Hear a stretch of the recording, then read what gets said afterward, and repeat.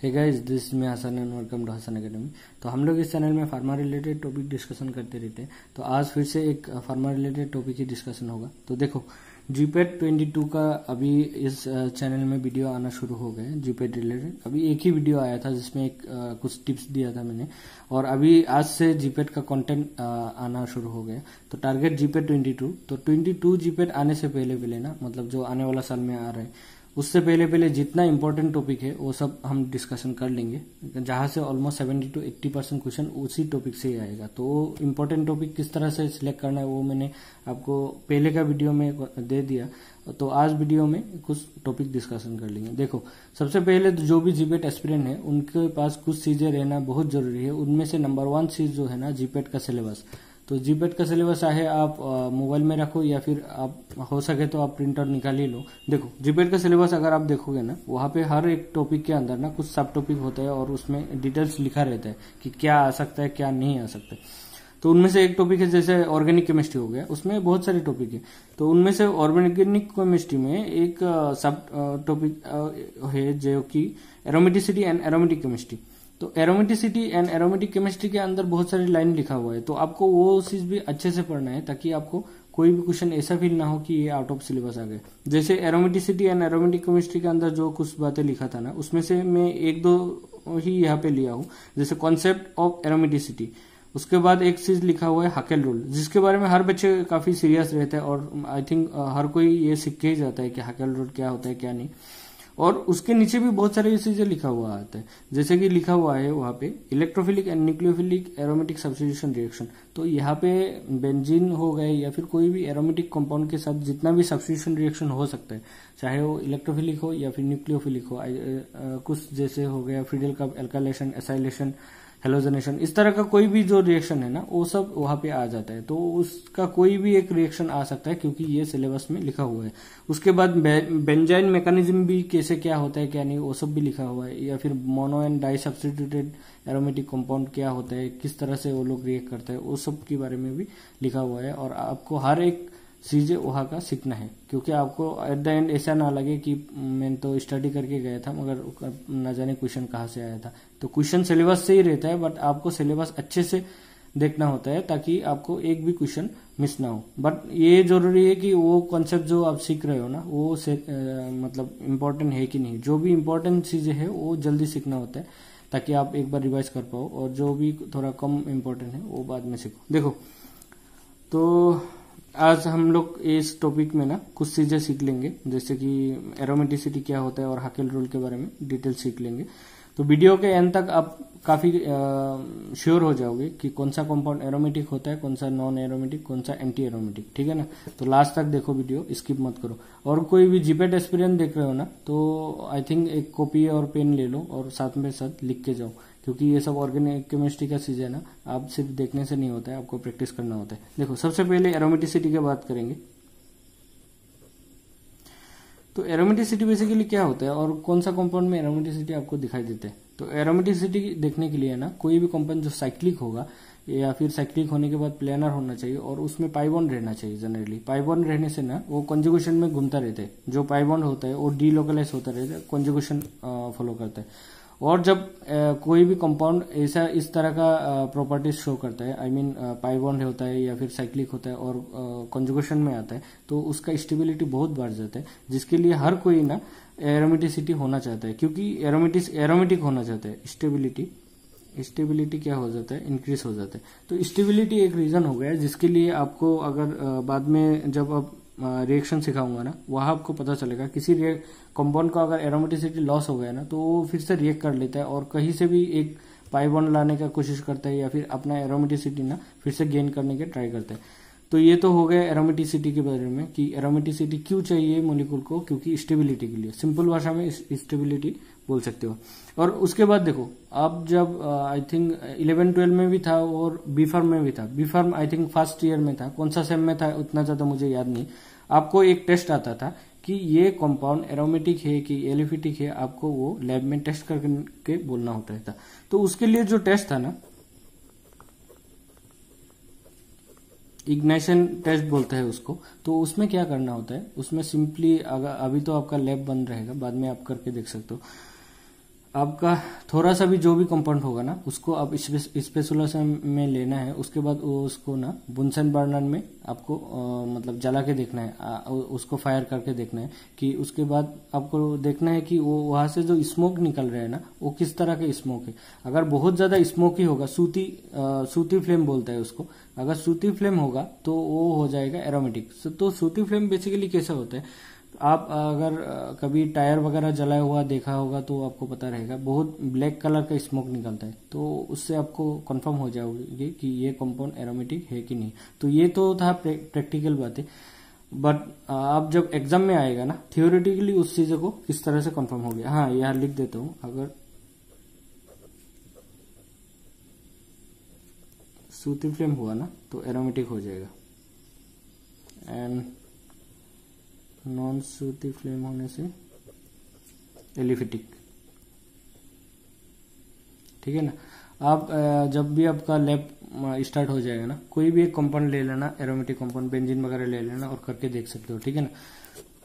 तो ये हो गया लैब रिलेटेड बातें, और ये काफी मतलब इंटरव्यू वगैरह में बाद में पूछ सकते हो। ठीक है। जो भी लोग बी फार्मा के बाद जॉब में इंटरेस्टेड हो उनको कोई भी प्रैक्टिकल रिलेटेड बातें बहुत ज्यादा याद रखने का जरूरी है, और ऐसे भी कॉम्पिटिटिव एग्जाम में भी प्रैक्टिकल बातें आता है, कभी कभी भी आ सकता है। ठीक है ना।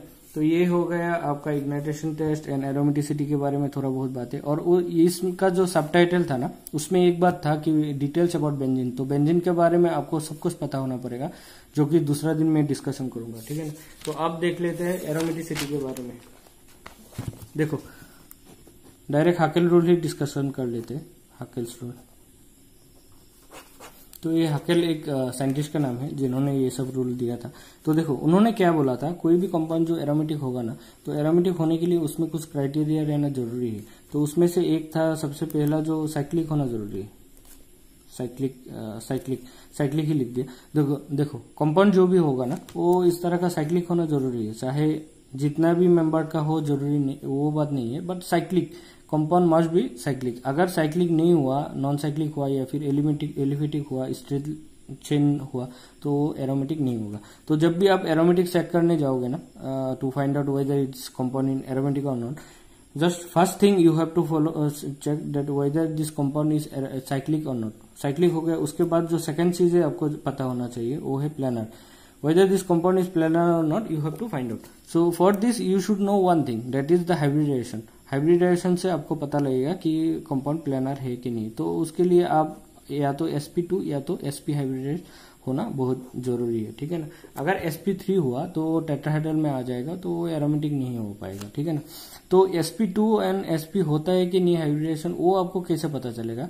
देखो अगर इस रिलेटेड कॉन्सेप्ट आपको कम है, आपको हाइब्रिडाइजेशन आना नहीं मतलब निकलना नहीं आता है, तो आप मेरा चैनल में जाओ और पुराना वीडियो देखना शुरू करो। सबसे पहले ही मैं जो फर्स्ट मेरा वीडियो का जो चैनल का फर्स्ट वीडियो था ना वो हाइब्रिडाइजेशन के ऊपर था, क्योंकि हाइब्रिडाइजेशन आना बहुत जरूरी है ताकि आप फर्दर केमिस्ट्री सीख पाओ। तो वहां पे मैंने बहुत इजी तरीके से सिखा दिया है कि किस तरह से आप कोई भी मॉलिक्यूल का एक पर्टिकुलर कार्बन का या फिर किसी भी पोजीशन का आप हाइब्रिडेशन निकाल सकते हो। ठीक है ना। वहां पे जाओ और देख के आओ। आपको बस कुछ याद नहीं रखना है, बहुत इजी है। वहां पे मैंने सेंट्रल एटम का ना जो बैलेंस इलेक्ट्रॉन है उसके थ्रू किस तरह से निकाल सकते हो आप हाइब्रिडेशन, वहां पे मैंने सिखाया, जो कि सबसे इजी तरीका है। आप एक बार देख लेना अगर नहीं आए तो। हर मॉलिक्यूल sp2 या फिर sp होना जरूरी है साइक्लिक होने के लिए। ठीक है। जैसे बेंजीन का हर एक कार्बन ना sp2 हाइब्रिडाइज है, क्योंकि वहां पे देखो वहां पे एक हाइड्रोजन रहता है, तो 1 2 3 ही होगा। ये पाई बॉन्ड को नहीं लेना है हमको, बस सिग्मा बॉन्ड लेना है, तो 3 मतलब sp2। इस तरह का चीजें है, आप वहां पे एक बार देख लेना। अगर साइक्लिक हो गया, प्लानर हो गया, उसके बाद आपको थर्ड क्राइटेरिया में जाना है, जो कि बहुत ज्यादा इंपॉर्टेंट है और वही सबसे ज्यादा मतलब इंपॉर्टेंट है। देखो 4n+2 equal to 4n+2 is equal to number of pi bond हो गया, तो pi electron, number of pi bond नहीं पाई इलेक्ट्रॉन। तो जितना भी पाई इलेक्ट्रॉन होगा ना वो 4n+2 फॉलो करना पड़ेगा। ये क्या है क्या नहीं मैं दिखाता हूँ। साथ ही साथ अगर पाई इलेक्ट्रॉन हुआ और उसके साथ उस कंपाउंड में कुछ लोन पेयर रहा और लोन पेयर कॉन्जुगेशन में आ रहा है, तो उस लोन पेयर को भी आपको लेना पड़ेगा। देखो LP लिख दिया मैंने shortcut, lone pair which are in conjugation,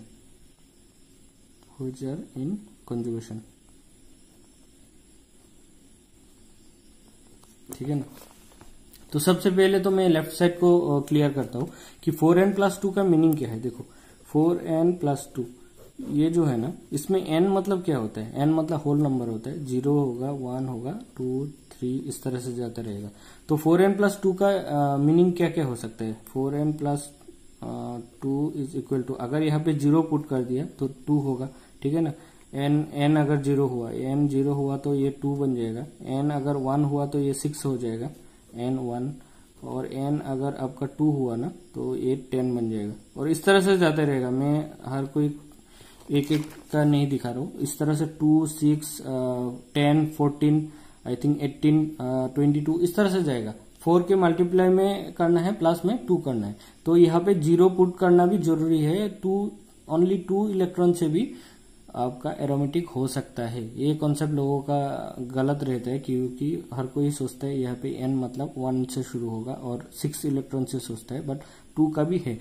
2 का कौन सा है वो मैं आपको करके दिखाऊंगा। और देखो यहाँ पे एक चीज लिखा हुआ है, number of pi electron plus lone pair of electron. देखो पाई इलेक्ट्रॉन क्या होगा, देखो सबसे पहले मैं आपको दिखा रहा हूँ बेंजीन, 1 2 3 3 पाई बॉन्ड है, तो 3 पाई बॉन्ड में पाई इलेक्ट्रॉन कितना होगा, 6 पाई इलेक्ट्रॉन। एक पाई बॉन्ड में 2 इलेक्ट्रॉन रहता है, तो 3 पाई बॉन्ड में हो गया 6 पाई इलेक्ट्रॉन।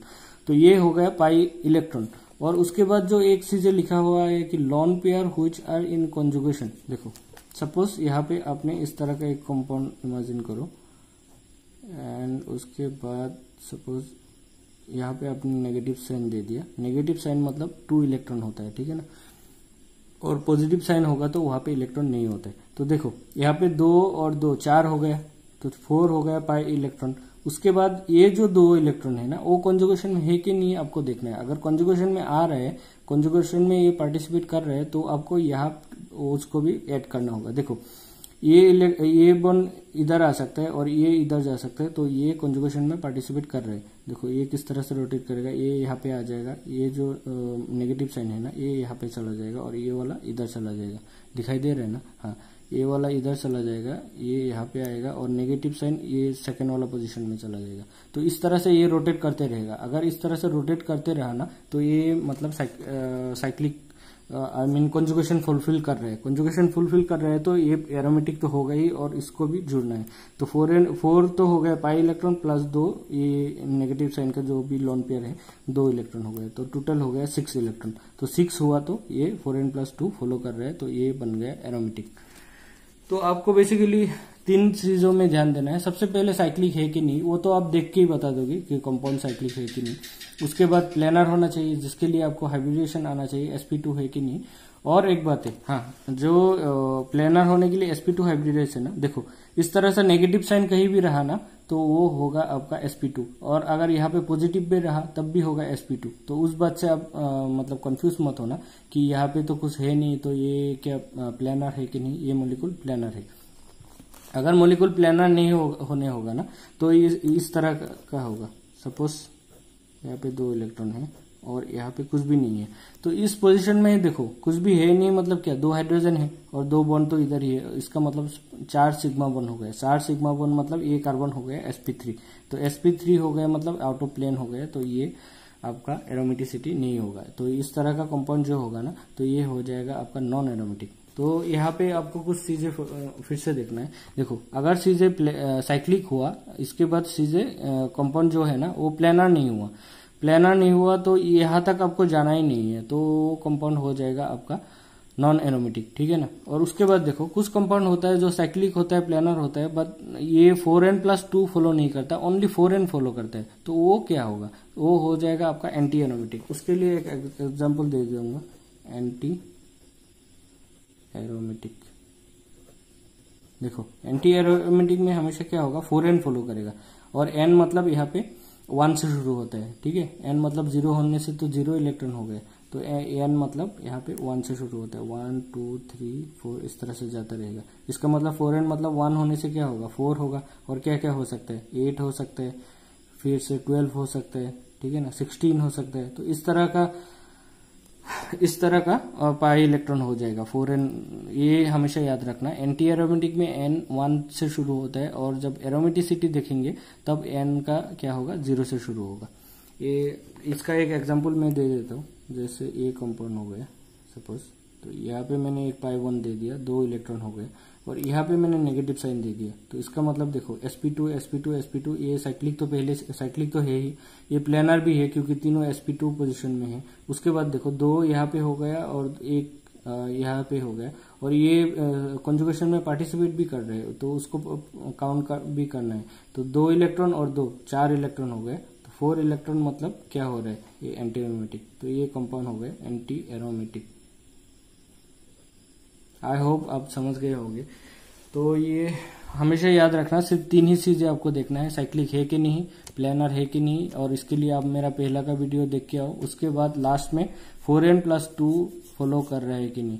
तो ये इतना चीज अगर फॉलो हो गया ना, उसके बाद सिर्फ आप 4n+2 हो रहा है या फिर 4n हो रहा है वो देखना है, ताकि एंटी एरोमेटिक हो रहा है या फिर एरोमेटिक हो रहा है उसके लिए। और देखो सबसे ज्यादा स्टेबल जो होता है ना, वो होता है एरोमेटिक कंपाउंड, स्टेबिलिटी अगर देखा ना आपने, और उसके बाद नॉन एरोमेटिक आ जाएगा, और उसके बाद जो लास्ट में आएगा ना वो आएगा एंटी एरोमेटिक। एंटी एरोमेटिक बहुत ज्यादा अनस्टेबल होता है, ठीक है ना। ये तो स्टेबिलिटी का आपका ऑर्डर हो गया, कभी आपको मैथ्स करने दे सकता है। देखो कोई भी चाहे जितना भी छोटा टॉपिक हो, या फिर अब स्क्रीनशॉट ले लो एक बार। हाँ इतना तक हो गया, और ये भी ले लो, नीचे का भी ले लो पूरा। देखो कोई भी छोटा टॉपिक हो या फिर जितना भी लेंथी टॉपिक हो, आप अगर एक टॉपिक सीख रहे हो तो उसके बाद आपको क्या करना है, 2 से 4 या फिर ज्यादा से ज्यादा 5 क्वेश्चन उस टॉपिक पे आपको कर लेना है, ताकि वो टॉपिक जो सीखा है ना आपने वो आपका ब्रेन में फिट हो जाए। तो जब भी आप क्वेश्चन कोई भी कॉन्सेप्ट सीखोगे, उसके बाद अगर 2-4 क्वेश्चन आप कर लोगे तो उस टॉपिक आप कभी नहीं भूलोगे, और वो कॉम्पिटिटिव एग्जाम के लिए आप पूरा रेडी हो जाओगे। देखो यहाँ पे कुछ क्वेश्चन है, some important question from GPAT and NIPER, जो जीपेट एंड नाइपर में आ चुका है, तो आपके लिए भी ये सब बहुत ज्यादा इंपॉर्टेंट है। Which of the following is aromatic, यहाँ पे एरोमेटिक क्या है, कौन सा है आपको निकालने दिया है, या फिर कौन सा है स्पेसिफिकली। देखो यहाँ पे क्या देखना है, साइक्लिक है, हाँ है, प्लेनर भी है, बट इलेक्ट्रॉन देखना है 2 और 4। 4 मतलब एंटी एरोमेटिक, 4 तो ये नहीं होगा, ये एरोमेटिक नहीं है, एंटी एरोमेटिक है। और ये वाला देखो 1 2 3 4 6, तो ये हो गया 6 मतलब एरोमेटिक, ये तो हो गया आपका एरोमेटिक, तो ये आपका आंसर हो गया। मगर हम लोग बाकी भी देख लेंगे ताकि हर किसी का आंसर आपको पता चल जाए। उसके बाद देखो इसमें क्या है, 1 2 3 4, बट यहाँ पे प्लस है मतलब sp2 तो है, मगर यहाँ पे कोई लोन पेयर नहीं है, तो 4 है मतलब ये भी एंटी एरोमेटिक, तो ये नहीं होगा। यहाँ पे देखो एक पोजीशन में कुछ भी नहीं दिया हुआ है, मतलब sp3 हाइब्रिडाइज हो जाएगा, तो ये हो जाएगा आपका नॉन एरोमेटिक, तो ये भी नहीं होगा, कोई भी नहीं होगा, सिर्फ बी ही होगा, एक ही है, ठीक है। उसके बाद देखो व्हिच इज एरोमेटिक, यहाँ पे भी एरोमेटिक निकालने दिया है 1 2, और यहाँ पे प्लस है मतलब sp2 हाइब्रिडाइज है, और बाकी तो फुलफिल कर रहे हैं। तो 2 इलेक्ट्रॉन से एरोमेटिक बन सकता है क्या, हाँ बन सकता है। n=0 जब पुट करोगे तो आपका 2 इलेक्ट्रॉन से ये एरोमेटिक हो जाएगा, एरोमेटिक है, ठीक है ना। मैं बोला था आपको 4n+2 में n=0 पुट करने से कौन सा एग्जाम्पल है, ये वाला एग्जाम्पल है, याद रखना। और उसके बाद ये 4 इलेक्ट्रॉन है, ये नहीं होगा, एंटी एरोमेटिक हो जाएगा। और देखो ये 2 इलेक्ट्रॉन है, बट यहाँ पे कुछ नहीं दिया हुआ है, इसका मतलब यह sp3 हाइब्रिडाइज है, और ये हो जाएगा नॉन एरोमेटिक। ये एंटी है, ये नॉन है, और ये भी नॉन हो जाएगा क्योंकि यहाँ पे कुछ नहीं दिया हुआ है। उसके बाद ये क्वेश्चन, हाँ ये क्वेश्चन आपका नाइपर में आया था, काफी ज्यादा इंपॉर्टेंट है ये वाला क्वेश्चन। देखो which is aromatic among this, उसके बाद नीचे ऑप्शन दिया हुआ है, इसका मतलब आपको पूरा देखना होगा, बहुत सारे एरोमेटिक हो सकते हैं। देखो यहाँ पे एक चीज मैं आपको बोल देता हूँ, देखो 1 2 3 4 4 पाई इलेक्ट्रॉन हो गए, उसके बाद नाइट्रोजन दिया हुआ है और उसके साथ हाइड्रोजन है। आप सोचोगे तो यहाँ तो सिर्फ 4 है और ये एंटी एरोमेटिक में आ जाएगा, बट आपको याद रखना है नाइट्रोजन फैमिली में हमेशा बैलेंस इलेक्ट्रॉन 5 होता है, तो ये 3 अगर बॉन्ड कर भी दिया ना, उसके पास एक लोन पेयर रहता है, ठीक है ना। तो यहाँ पे लोन पेयर है और वो कंजुगेशन में पार्टिसिपेट भी कर रहे हैं, तो ये हो गया 6 इलेक्ट्रॉन मतलब ये एरोमेटिक हो गए, ठीक है। और यहाँ पे भी 6 देखो 1 2 3 4 6 पाई इलेक्ट्रॉन है, मगर इस नाइट्रोजन ने 3 बॉन्ड ही कर रहे हैं, इसके पास लोन पेयर डेफिनेटली है। क्या आप लोन पेयर को यहाँ पे काउंट करोगे, 6 + 2 8 होगा, नहीं होगा, ओनली 6 होगा, क्योंकि ये जो लोन पेयर है ना, ये कंजुगेशन में पार्टिसिपेट ही नहीं कर रहे। कंजुगेशन तो इस तरह से हो रहा है ना, ये इधर जाएगा, ये इधर जाएगा, क्योंकि तीनों पाई बॉन्ड है ऑलरेडी और इसमें कोई बाहर का लोन पेयर का जरूरत है नहीं कंजुगेशन के लिए। तो ये हो गया 6 पाई इलेक्ट्रॉन। तो ये हो गया आपका एरोमेटिक, ये भी एरोमेटिक, ये भी एरोमेटिक। और उसके बाद देखो यहाँ पे क्या है, 1 2 3 4 और यहाँ पे लोन पेयर तो है, बट ये जो पोजीशन है ना ये sp2 हाइब्रिडाइज sp3 है, जिसके लिए ये हो जाएगा आपका नॉन एरोमेटिक। अगर किसी पोजीशन sp3 हाइब्रिडाइज है, I mean that is not planar, तो ये डायरेक्ट नॉन एरोमेटिक में चला जाएगा, वो एंटी का बात नहीं आएगा। एंटी का बात लास्ट में आएगा जब 4n वाला कॉन्सेप्ट आएगा।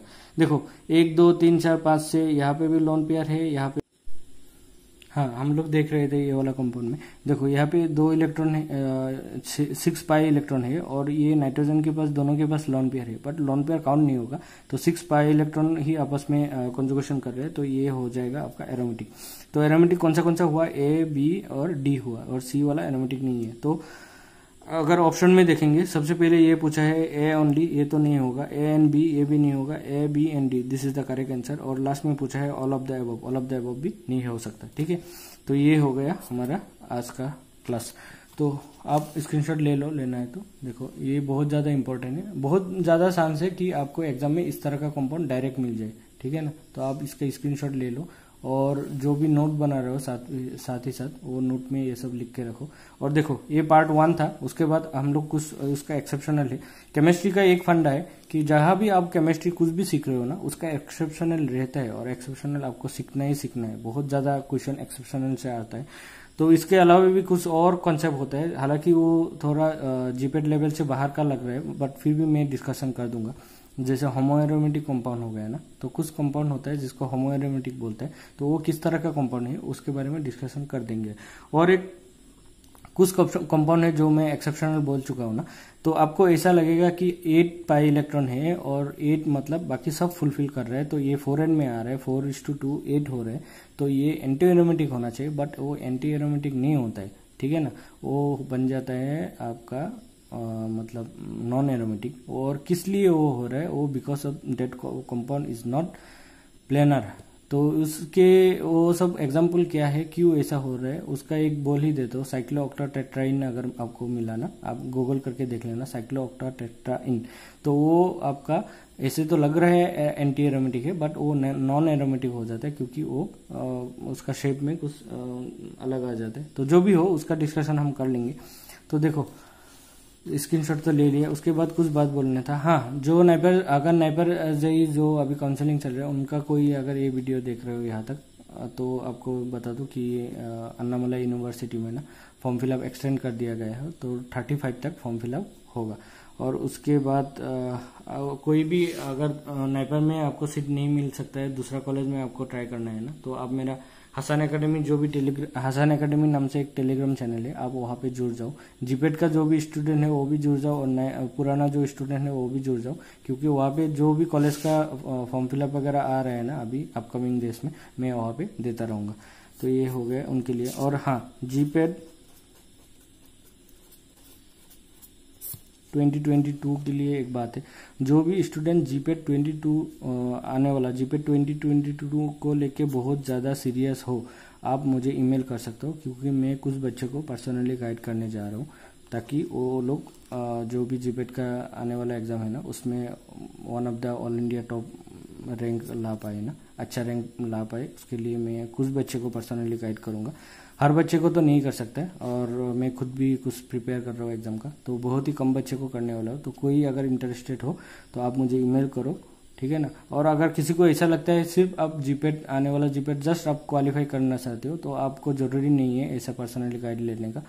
आप यूट्यूब में जितना कंटेंट मिलता है, और मैं तो जीपेट आने तक जितना हो सके वीडियो देता ही रहूँगा, तो आपको वहाँ से ही आपका काफ़ी है, आपका जीपेट निकल जाएगा। आप सेल्फ स्टडी से बिल्कुल जीपेट निकल सकते हो, तो आपको कोचिंग का ज़रूरी नहीं है। और मैं कोचिंग नहीं देने जा रहा हूँ, मैं सिर्फ कुछ बच्चों को पर्सनली गाइड करूँगा। तो उसके रिगार्डिंग अगर कोई इंटरेस्टेड हो ना, तो आप मेरा ईमेल में एक ईमेल कर दो, उसके बाद मैं बाद में कर लूँगा, ठीक है ना। मेरा ईमेल आईडी डिस्क्रिप्शन में मिल जाएगा। और अबाउट सेक्शन एक बार देख लेना क्या है क्या नहीं, अबाउट सेक्शन का नीचे भी मेरा ईमेल मिल जाएगा।